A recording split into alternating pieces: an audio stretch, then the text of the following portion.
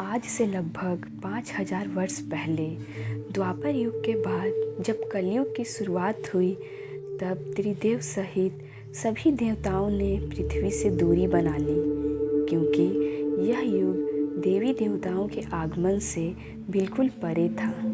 सृष्टि के नियम अनुसार इस युग में चमत्कार की कोई भी गुंजाइश नहीं थी, यानी कि सृष्टि के नियम अनुसार कोई भी देवता कलयुग के कार्य में हस्तक्षेप नहीं कर सकता।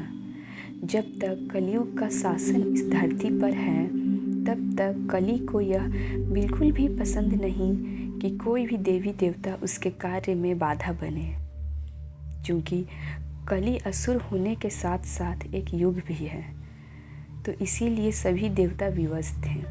किंतु कलयुग के शुरुआत से पहले ही देवों के देव महादेव यह आभास हो चुका था कि कलयुग जितना पुराना होता जाएगा, उसकी शक्तियाँ उतनी ही प्रबल होती चली जाएंगी और वह समय से पहले ही विनाश लीला की शुरुआत कर देगा।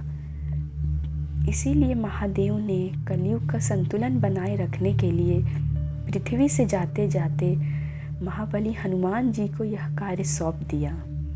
महादेव ने हनुमान जी को कहा कि वह श्री राम नाम का प्रचार करे, जिससे कि कलयुग के साथ साथ हनुमान युग भी प्रारंभ हो जाए, जिससे कि कलयुग सदैव नियंत्रण में रहे।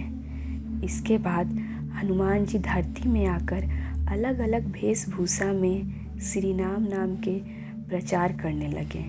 इसके बाद जगह जगह श्री राम मंदिर बनने शुरू हो गए और यह वही समय काल था जब श्री राम के साथ साथ हनुमान जी की भी पूजा आरंभ हो गई। इसके बाद हर जगह श्री राम मंदिर के साथ साथ हनुमान मंदिर भी बनने शुरू हो गए। पर हनुमान जी खुद का मंदिर बनता देख बेहद निराश हो गए, क्योंकि वे चाहते थे कि हर जगह श्री राम की मंदिर बने, क्योंकि हनुमान जी खुद को सिर्फ श्री राम का सेवक ही मानते थे। वह भगवान बनने के बिल्कुल भी इच्छुक नहीं थे। और जब हनुमान युग की शुरुआत होने लगी, तब यह बात कलयुग को पता चली। फिर कलयुग गुस्से में पागल हो गया और उससे रहा न गया।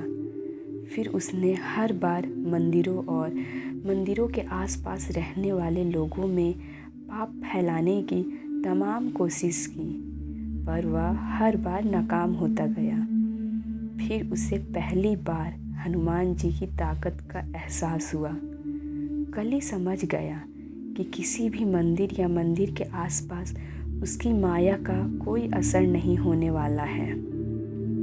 फिर उसने बेहद शातिर तरीके से मंदिरों से मीलों दूर रह रहे इंसानों के अंदर मंदिरों के प्रति घृणा फैला दी।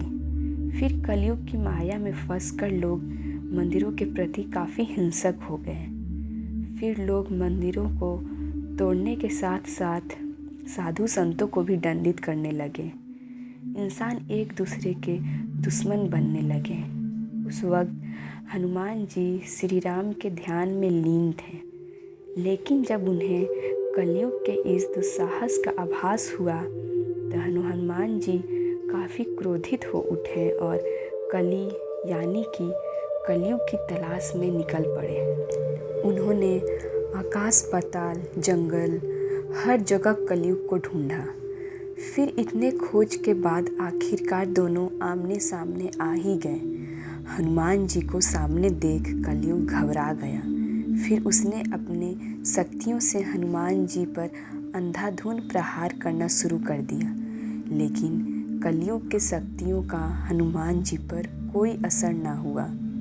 फिर कलयुग ने अपनी माया दिखाई और हनुमान जी पर हावी होने की कोशिश की। कुछ देर तक हनुमान जी कलयुग के इस ताकतवर माया जाल में फंसे रहे, लेकिन कुछ क्षण के बाद कलयुग का यह बिछाया हुआ माया जाल भी टूट गया।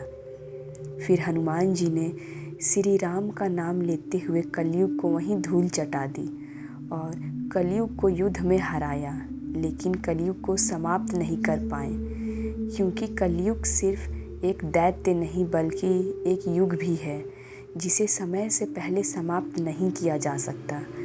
फिर कलयुग वहाँ से गायब होकर कहीं और छिप गया और उसी समय से हनुमान जी और कलयुग के बीच ऐसे ही तमाम युद्ध होते चले आ रहे हैं। हर बार हनुमान जी ने कलयुग को शिकस्त दी। इसीलिए बुराई कुछ समय के लिए अच्छाई पर हावी ज़रूर हो सकती है, पर अंत में जीत सच्चाई की ही होती है। और हनुमान जी के इन्हीं प्रयासों से ही अब तक कलयुग समय से पहले घोर कलयुग लाने में विफल रहा, वरना अब तक तो कलयुग धरती पर विनाश लीला रच चुका होता। यदि आज धरती में कहीं अच्छे कर्म हो रहे हैं, यदि कहीं ईमानदारी है, कहीं सच्चाई है, तो वह हनुमान जी की ही देन है।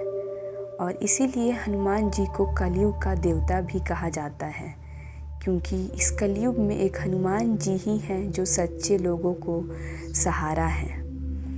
दोस्तों, वीडियो अच्छी लगी तो वीडियो को लाइक ज़रूर करें, चैनल को सब्सक्राइब और इस वीडियो को ज़रूर शेयर करें।